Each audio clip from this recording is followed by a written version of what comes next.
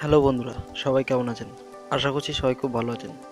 বন্ধুরা, আজকে আমি কথা বলবো সেই সমস্ত বন্ধু-বান্ধবীদের জন্য, যে সমস্ত বন্ধু-বান্ধবীরা খুব রোগা পাতলা বা নিজেদের ওজন বাড়াতে চাইছে, যারা খেতে বসলে খেতে পারছে না বা যাদের খিদে না লাগার সমস্যা আছে।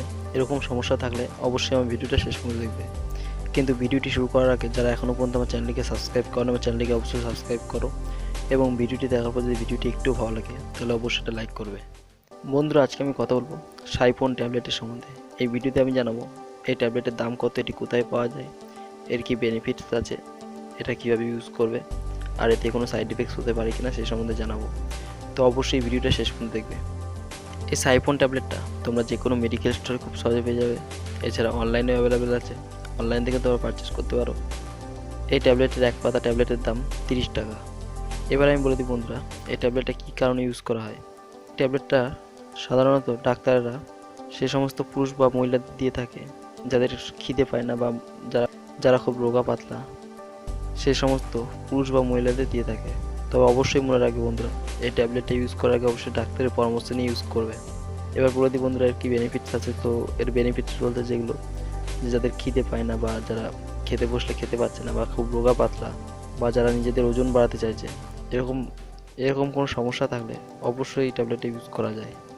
এবার বলে দিই বন্ধুরা, এই ট্যাবলেটটা ইউজ করলে কীভাবে ইউজ করতে হবে। তো এই ট্যাবলেটটাকে মনে রাখবে, দিনে দুবার ইউজ করতে হবে। সকালে এবং বিকেলে খাওয়া দাওয়ার আধা ঘন্টা আগে একটা করে ট্যাবলেট জলের সাথে খেতে হবে। তবে অবশ্যই মনে রাখবে, এই ট্যাবলেটটা চলাকালীন কোনো রকমের অয়েলি খাবার বা কোনো রকমের জাঙ্ক ফুড খাওয়া যাবে না। তো এইগুলো খেলে কিন্তু এই ট্যাবলেটের কোনো কাজ দেবে না, ভালো কাজ হবে না। এছাড়া সাইড এফেক্টসও হতে পারে। আর এই ট্যাবলেটটা চলাকালীন বেশি বেশি করে জল খেতে হবে। তো এরকম কিছুদিন ইউজ করলে তোমরা এই ট্যাবলেটের ভালো ফলাফল পেয়ে যাবে।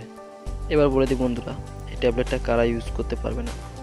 যারা খুব মোটা বা যাদের ডায়াবেটিসের সমস্যা আছে বা হাই প্রেশারের সমস্যা আছে, এছাড়া যদি লিভারের সমস্যা থাকে বা অন্য রকম কোনো রকমের সমস্যা থাকে, তাহলে অবশ্যই ট্যাবলেটটাকে ইউজ করা যাবে না।